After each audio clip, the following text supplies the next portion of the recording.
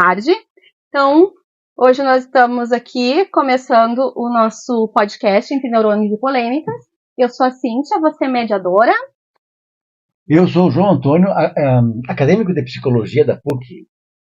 Nosso entrevistador. Eu me chamo Leonardo, tenho 24 anos e vai ser nosso entrevistado de hoje. hoje. Então, nós vamos falar um pouquinho sobre a esquizofrenia, que é uma doença, é um transtorno, na verdade, altamente limitante, né, que tem um estigma muito grande, mas que nem sempre ele é real, né? Ele tem um estigma baseado na agressividade, mas existem pesquisas, até peguei aqui, que estatisticamente apenas 1% das pessoas com esquizofrenia são mais violentas do que a população em geral. Então, na verdade, esse estigma de agressividade se criou basicamente em torno de novelas, de filmes, e as pessoas com esquizofrenia acabam sofrendo com isso. A esquizofrenia, então, ela foi uma doença que foi descrita lá no final do século XIX pelo psiquiatra alemão Emil Kraepelin. E com a descoberta dos antipsicóticos, se viu uma luz no fim do túnel, né? Porque a partir disso, as pessoas com esquizofrenia, elas passaram a viver como pessoas normais, né? Foram retiradas dos depósitos que eram os hospícios, os manicômios, antes da reforma antimanicomial. E temos vários estudos, né, que nos mostram que a dopamina é um dos neurotransmissores responsáveis pelo desenvolvimento da esquizofrenia. Também existem estudos que falam que ela é multifatorial, mas na verdade não existe nenhum estudo conclusivo sobre o porquê determinadas pessoas desenvolvem esquizofrenia e outras não. Falando assim, basicamente, ela possui sintomas positivos e negativos. Os positivos não são coisas boas, nem os negativos coisas ruins. Os positivos é porque as pessoas têm a mais, né? Que seriam delírios, alucinações, e os negativos são eles têm menos. É menos vontade de sair, então o isolamento social, o embotamento. Algumas pessoas com esquizofrenia têm um déficit cognitivo, e com isso, a atenção e memória ficam desreguladas, apresentam déficits, né, de atenção e memória. E nós, então, convidamos o Leonardo, que recebeu um diagnóstico de esquizofrenia há pouco tempo, mas que ele manteve o seu cognitivo inalterado, mais ou menos, né? Mas dá aí. Desenvolveu alguns indícios de déficit de atenção e memória, iniciou alguns treinamentos, daí eu vou mostrar aqui, baseado nesse manual prático da Lívia Maria Pontes e do Hélio Elkes, né? Alguns exercícios, e o Léo vai nos explicar um pouquinho mais a respeito. E com isso, ele manteve estudos, trabalho e tudo praticamente normal, se é possível dizer. Então, passo a palavra ao colega João e ao Leonardo. Muito obrigado, muito obrigado. A colega, então, Leonardo, eu aqui para informação dos nossos colegas, em primeiro lugar, eu quero te agradecer muito pela oportunidade de falar contigo aqui. Que maravilha! É uma honra e um privilégio para mim estar na tua presença aqui. E então eu teria uma pergunta para você. Digamos, se a gente pudesse colocar num filme ou num seriado, né, uma pessoa esquizofrênica, como é que seria o papel dessa pessoa? O que você opinaria? É que assim, eu não tenho conhecimento de científico e coisas assim, eu tenho mais a doença, então eu posso explicar pelo menos o que eu sinto e o que eu vejo. Mas tem um filme muito bom, que é o meu filme favorito, que é do Estúdio Ghibli, se chama Viagem de Chihiro. É uma menina que se muda para uma casa nova e ela se perde dos pais e ela se vê num mundo espiritual, assim, entre aspas. Então ela vive um outro mundo onde os pais dela são transformados em porcos e ela tá vivendo um mundo meio esquizofrênico, assim, sabe? Tipo, de ver coisas, de enxergar coisas, de falar com pessoas que não existiam e tal. Eu vi esse filme e me chamou muito a atenção. Eu assisti até várias vezes. Então, nesse filme, nós podemos ver que a menina, a personagem do filme, que ela vai percorrendo esses mundos diferentes, né?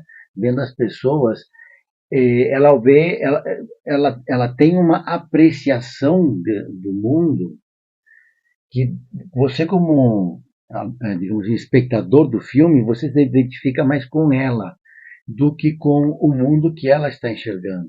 Porque ela está procurando, corrija-me se estou errado, que no final os pais retornem à normalidade, à suposta normalidade. Não é? Então, você diria que a menina se perde no mundo esquizofrênico, do jeito esquizofrênico, ou é o contrário? Essa é a grande questão, eu acho, do filme mesmo, né? Que é um pouco polêmica, assim, porque para algumas pessoas a esquizofrenia, outras ela tá no mundo espiritual. Então, tipo, isso é uma doença, mas ao mesmo tempo, tipo, eu fico meio pensando, é só alteração do cognitivo, das coisas. Isso é uma coisa que eu mesmo me faço muitas vezes essas perguntas, sabe? Porque, tipo, tem coisas que eu vejo, que eu sinto que, tipo, eu não sei se é real, sinceramente, sabe? Tipo, e aí eu chegar pra uma pessoa e perguntar, pô, tá vendo aquilo ali, que escutou aquilo ali? É meio difícil, sabe? Meio complexo, assim. Porque isso mexe comigo, né? Com as pessoas que estão em volta de mim também. Deixa eu te fazer resumir alguma coisa. Portanto, você às vezes observa coisas, situações, coisas assim, que você observa que outras pessoas não observaram. Sim, bem interessante. Que bom, legal isso aí, legal. Daí eu quero também fazer outra pergunta. Por exemplo, você já participou de aulas, já entrou em colégio, coisa assim, e de repente você se sente que perdeu tudo, e você se sente meio perdido na aula, coisa assim, e como é que você lidou com isso? Isso aconteceu contigo? Eu tive algumas faculdades já que eu fiz, e por ter um hiperfoco, assim, às vezes não, eu mergulho de cabeça em tudo que eu faço, assim. Então eu começo uma coisa e eu vou. Só que aí tem alguma coisa que me para. E aí eu fico, pô, vou ter que perder tudo pra dar 2 passos pra trás, pra dar 2 passos pra frente, assim, sabe? Porque... de repente você chega num lugar e você observa que a maneira de sair desse lugar é voltar um pouco para ter uma visão de paisagem. Também, mas eu sinto que às vezes eu não consigo, não sei se é por causa da esquizofrenia, não sei se é por minha causa de ser um pouco desligado, eu diria. Entendi. Um pouco desligado. Um pouco desligado. E daí essa falta de memória, de atenção. Sim, até trouxe uns livrinhos hoje aqui, caça-palavras. Isso que te ajuda com a memória. Me ajuda com a memória. E também esse aqui do Elvis, que é igual Onde Está o Ódio, só que do Elvis. Bem interessante, obrigado. Então, se você tivesse a oportunidade de ter um superpoder como estudante, qual deles você usaria? Estudante? Memória, como estudante. Uma memória de curto prazo, uma memória de longo prazo. Vale aprender por osmose? Vale. Botar o livro debaixo da orelha e aprender, vale. Acho que isso é legal. Ou atenção seletiva ou atenção sustentada. Qual dessas 4 você acha mais legal? Eu queria ter uma memória, tipo assim, que me fala um código aí do direito, alguma coisa assim. Aí tu fala e eu lembrasse, assim, eu acho que ia ser legal, sabe? Mas daí tu quer adivinhar. Não, mas eu não tô adivinhando. Tipo, tu leu tanto aquela coisa, tu leu que tem uma memória fotográfica tão boa que se alguém te perguntar, tu vai saber responder mesmo que passa dias que tu não lê sobre o assunto, meses, tipo, sabe? Posso te fazer uma pergunta? Pode. Com relação à memória, assim, e atenção, que é o foco do podcast hoje, né? O que tu diria, assim, que tu sentiu alteração de antes do diagnóstico e após o diagnóstico? Ou tu não sentiu alteração? Me refaz a pergunta que eu não entendi. Como era a tua memória e atenção, assim, atenção e memória, antes do diagnóstico e depois de receber o diagnóstico, tu percebeu alguma alteração, alguma mudança? Sim. Eu acho que os remédios, eles ajudam. tanto na parte de esquizofrenia, quanto de depressão, quanto falta de memória, tipo, essas coisas assim. A única coisa ruim do remédio é quando tu toma ele fica meio grog, tipo, fica meio... Como é que eu posso dizer assim? Meio avoado, né? Por isso que eu acho que a minha memória às vezes afeta um pouquinho, assim. Mas, tipo, pro restante, eu sinto que eu tô muito melhor, assim, sabe? Maneira de falar, maneira de conduzir as coisas, de concatenar sobre assuntos. Isso você observou antes ou depois do diagnóstico, né? E a partir do diagnóstico, a necessidade bom, digamos assim, buscar um apoio num remédio, né? Mas eu tenho uma pergunta para ti. Qual foi a coisa mais engraçada que te aconteceu, engraçada ou inesperada, que te aconteceu quando você estava estudando na faculdade que tu fez? Primeiro eu vou responder a pergunta que era... Eu acho que eu não precisei de um laudo pra entender que eu tinha esquizofrenia, sabe? Tipo, não precisei do papel ali, que nem... Ah, sim. Sabe? É bom esclarecer isso, é. Ah, tá, aqui tem um laudo, então tá, agora eu sou esquizofrênico. Não, eu já entendi que, tipo, isso vem de um tempo, vem de várias ações, de várias coisas que chegou nesse ponto, sabe? Ah, sim. E coisas engraçadas que eu já fiz, já dormi em aula. Vixe, Maria. Como é o negócio? Que deu sono em aula? Muito interessante.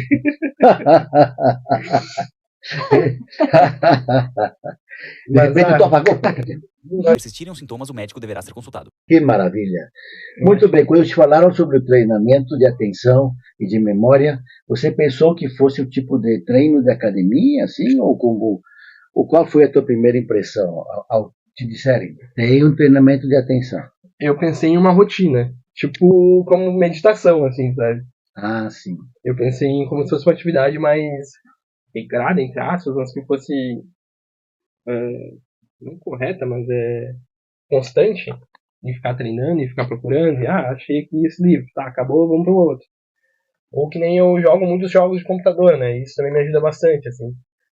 Tem vários jogos que, fazem teu cognitivo é puro, tipo, um xadrez em 3D, assim, sabe? Tipo, é muita coisa, assim, que dá pra trabalhar bastante, assim, a memória. Ah, sim, entendo. Muito bem. Tem alguma atividade desse treino que tu gosta mais de fazer? E alguma outra que você não gosta de fazer? Não sei, eu gosto de fazer bastante cruzadinhas. Não sei se é essa a pergunta. É. Eu gosto de fazer bastante cruzadinhas. Com essas palavras eu tenho um pouquinho mais de dificuldade. Mas gosto de fazer cruzadinha, gosto de jogar meus joguinhos, gosto de... Eu tento ler assim, mas às vezes a cabeça não deixa. Não deixa, não sei o que acontece. Mas eu tenho muita facilidade para ler quadrinhos também, eu gosto de ler quadrinhos. E o que tu não gosta de fazer? Eu não gosto de fazer... O que eu não gosto de fazer? Exercício de atenção. Acho que eu não sou paciente, não sei, assim. O que tu acha? Não, é você. Não, mas eu ela. Bom, tá bom, ok. Qual a maior vitória do teu dia a dia? Levantar. Eu acho que Muito interessante. É difícil. Tá certo. Deixa eu ver, tem mais uma pergunta. Você já teve um momento assim, uau, né? Que pensou, isso realmente está funcionando. E isso sucedeu porque alguma coisa melhorou na tua vida? Depressão. Eu acho que depois que eu comecei a tomar os remédios, não tem nem como medir, assim, sabe? Você foi à depressão? Que interessante. Muito interessante. E aí muito obrigado. Quando eu não tomo, tipo, o remédio, que posso falar, sertralina, que nem ontem eu não tomei, e eu vi que eu fiquei, tipo, o dia inteiro meio mal, assim, tipo, sabe, sentindo pra baixo, com os pensamentos intrusivos. E aí, sei lá, a gente sente, assim, sabe, tipo, não sei se isso pode ser uma razão, se fala, não, nada a ver. Mas... Uma razão seria fazer de conta. Daí eu não sei. Não, né? Mas tu acha que esses pensamentos intrusivos, eles atrapalham a tua memória? Tiram o teu foco de atenção naquilo que tu tá desenvolvendo, naquilo que tu tá fazendo? Completamente. Eu percebi isso ontem enquanto tava jogando Minecraft. Eu tinha que construir um lugar e eu precisava de um material para aquele lugar. Só que eu fui fazendo outras coisas, eu não sei onde eu fui parar, sabe? Tipo, não fazia sentido o que tava acontecendo, assim, sei lá. Mas, qual é a pergunta de novo? Exatamente. Exatamente isso. Não tem problema. É questão de atenção. Muito obrigado, Léo. Muito esclarecedor as tuas palavras. Queria de saber com que idade houve o diagnóstico, né? Como é que foi? Por que surgiu a necessidade de fazer esse diagnóstico? O que aconteceu durante o diagnóstico e após o diagnóstico? Como foi isso? Bom, esqueci de falar que eu sou a mãe do Leonardo, né? Isso. Assim, só um parênteses é que a esquizofrenia, o diagnóstico sempre, normalmente se dá entre os 16 e os 25 anos, tá? Que é no início da adolescência até o início da fase adulta. Aí ela aparece em crianças e em jovens idosos, mas ela se dá justamente nesta fase. Tá? E o Leonardo apareceu justamente nesta fase. Ele terminou o ensino médio e, como todos os colegas, ele queria fazer faculdade, participou do Portas Abertas da PUC, tinha toda uma cadeia assim já programada, né, dos seus próximos anos. E num determinado momento ele nos trouxe que ele não ia fazer vestibular, não ia nada, e que ele ia tirar um ano sabático. E aí o que nós vimos? Que a atenção dele estava focada em algo que fugia ao nosso alcance, assim, porque nós indagamos, não conseguimos saber. Combinou também com o uso de maconha, que é um dos estressores, né? Uma das causas da esquizofrenia, porque a pessoa pode ter o genezinho lá guardado, não fazer uso de maconha e nunca desenvolver esquizofrenia. Então, aconteceram essas duas coisas, e aí nós vimos que ele tinha algo que não estava certo, procuramos ajuda, procuramos atendimento, ele passou por uma internação, mas o primeiro diagnóstico foi bipolaridade, porque é muito parecido com a esquizofrenia, os sintomas são muito parecidos.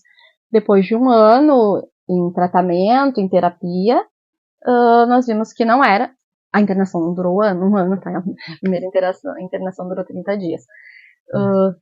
Isso, né? E aí nós procuramos uma outra profissional, ele daí ele conseguiu identificar o que era, que realmente ele estava sentindo, e a partir daí, aos 19 anos, ele recebeu o primeiro diagnóstico de esquizofrenia, e o ano passado, aos 23 anos, de transtorno esquizoafetivo, que é uma mistura de esquizofrenia com depressão e bipolaridade. Tá? São as três coisas juntas.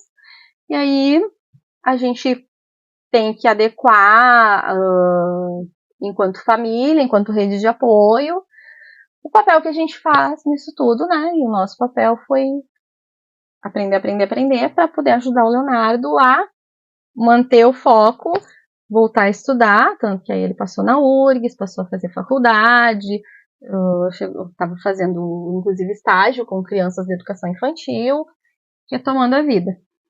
Mas tem uma coisa muito legal, Leonardo, e inclusive é de interesse nos nossos colegas, que é a questão dos jogos eletrônicos. Eu te confesso o seguinte, meu filho é campeão nisso aí. Tá? Você falou de hiperfoco, eu achei interessante essa palavra, hiperfoco, e isto é uma coisa que você usa quando está jogando? Como é que é essa questão? O hiperfoco é assim, eu vejo um assunto que eu gosto muito e decido fazer uma coisa, que nem o GTA. GTA tem GTA, exatamente. GTA.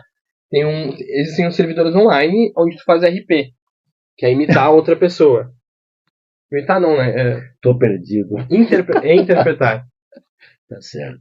E aí eu tive hiperfoco. Exatamente, meu filho tá fazendo isso. Eu tive hiperfoco assim, vou fazer um servidor de RP e de caça, tipo, de polícia e ladrão. Aí eu passei, sei lá, um mês inteiro só aprendendo programação para aquele jogo. E aí eu cheguei numa parte onde eu não sabia mais. E aí eu desisti, meu hiperfoco acabou, assim. E aí fui pra outro hiperfoco. Eu decidi que eu ia fazer análise de futebol, que é uma coisa que eu gosto muito também. Aí eu parei desse hiperfoco, fui pra outro hiperfoco. E assim eu fico, sabe? Tipo... Só que modéstia à parte, tipo, eu consigo fazer bem, assim, sabe? Tu acha que o hiperfoco, ele te ajuda? Eu acho que ajuda. Eu acho que se eu conseguir domar ele, entre aspas, mas, tipo, conscientizar isso na minha cabeça, eu acho que ele pode ser uma ajuda, assim, sabe? E esse treino que ele, com as caça-palavras, com palavra cruzada, com onde está o Elvis, onde está o Wally, ele foi algo que tu aprendeu na terapia? É algo que... assim, como é que funciona a terapia? Eu acho que os jogos, em geral, ajudam muito, né? Tipo, Red Dead Redemption, God of War, como a gente falou. Tem o Baldur's Gate também, que é um RPGzão. Tipo, tem várias coisas que ajudam muito. Muito porque, tipo, tu tem que pensar muito, tem que concatenar muito o que tu vai fazer, como tu vai fazer. Aí tem jogos mais difíceis, tipo Dark Souls, assim, que, tipo, tu vai movido à força do ódio, mas, tipo, não adianta, né? Tipo, tudo que tu tá fazendo ali, às vezes acalma, às vezes eu aprendi inglês só em jogo. Nunca li um livro em inglês, não fiz nada. Tô dizendo que, né, todo mundo assim, mas os jogos me ajudam muito. E eu queria trabalhar com isso, assim, sabe? Excelente. O mundo é teu, tá? O futuro é teu. Então, você está muito bem nisso. Eu quero agradecer muito pela sua opinião. Eu acho que das perguntas que nós tínhamos para fazer. Eu acho que é isso. É isso aí. Eu acho que é sim, uma coisa que é muito importante, uma coisa que se eu não tivesse, eu não estaria aqui, que é a minha rede de apoio. Eu acho que se não tem uma rede de apoio, isso vai te prejudicar muito, assim, sabe? Não sei, procura alguém mesmo se não tem ninguém, procura né, tipo, tenta fazer uma rede de apoio de alguma maneira. Isso é muito importante, ter alguém do lado pra te conversar, tá vendo aquilo ali? Tá escutando tal coisa, sabe? Tipo, mas ter alguém que tá junto contigo, tipo, toma um remédio, faz tal coisa. Eu acho que ter alguém junto ali te dando um norte, sabe? Tipo, pô, tu não tá sozinho. Tem gente que se preocupa contigo, que te ama e que tá aqui. Eu acho que isso é o principal, assim, sabe? Claro, os remédios também, né, gente? Remédios, terapia. Terapia, eu já faço terapia há alguns anos, por isso até que eu nem. E só uma coisa importante, porque como a gente está conversando, a gente não tem um termo livre esclarecido, né, para te assinar e dizer que tu não foi obrigado. Então é importante deixar isso registrado. Se tu está aqui por livre e espontânea vontade, ou se foi o João que te chamou aqui para dizer que dormia normal. Não, foi por pura espontânea vontade. Mas eu me senti bastante nervoso, tá? Livre e espontânea obrigação? Muito bem, Vocês têm mais alguma pergunta? Não, eu agradeço a tua disponibilidade de vir aqui. Eu agradeço vocês. Olha, para falar isso para nós. Agradeço muito. Tem que ter bastante coragem, né, para se expor dessa maneira. Exatamente. E se as pessoas gostariam de te encontrar para fazer perguntas, você tem algum contato via rede social, alguma coisa? Tenho meu Twitter. Eu faço live na Twitch também, que é tipo um YouTube só de stream. E nessa tua rede social a que temas tu falas? Eu faço reaction, que a gente chama, reagir a programas. Tipo, tem um programa que é o Casamento às Cegas. Aí eu pego o Casamento às Cegas e a gente fica vendo junto e conversando. Ou eu vou jogar algum jogo, aí a gente joga meio que junto, assim, porque tu vai comentando, eu vou te respondendo, a gente vai, faça tal coisa, faça tal coisa. Mas para isso você tem que ser muito inteligente. Não precisa. Tem que ser, porque, olha aí, porque tu tá falando isso, eu tô também a minha idade, né? Tô querendo fazer o quê com um Instagram também, junto com a mãe dele, que eles falam sobre o dia a dia, o cotidiano de quem tem esquizofrenia enquanto paciente e enquanto rede de apoio, enquanto familiar, né? Daí eles trazem, inclusive, questões, assim, o que acontece, o que não acontece, sobre memória, sobre atenção, sobre sintomas. E como é que é o nome desse Instagram? Nós vamos colocar aqui embaixo. Tá. Para quem quiser nos seguir. E acho que é isso, então. Obrigada. Muito obrigada. Obrigadão, gente. Tá. Muito obrigado. Tô gravando aqui para fazer teste. Esse aqui é o teste número 1. Placa. 1. Tudo bem? Então, eu sou a Cíntia. João, nosso entrevistador. Leonardo, nosso entrevistado. Nosso Neurônios e podcast. Vai de novo. Mãe, deixa eu apresentar. O entrevistador tem que entrevistar. Entre neurônios e polêmicas. Entre neurônios e polêmicas. Entre neurônios e polêmicas, eu Quem falei sabe neurônios eu e dou podcast. introdução, tu faz as perguntas pro Léo. Falou certo, falou o nosso podcast. Então vamos lá de novo. Vai de novo. Vamos lá. Legal. Léo. É pra cá, já, os dois. Então, É tá. pros dois. Estamos com 2 câmeras, que maravilha. Nada como nós. A gente ficou bem bom. Vamos tirar uma Agora é só fotinha editar, também. fazer uma chamada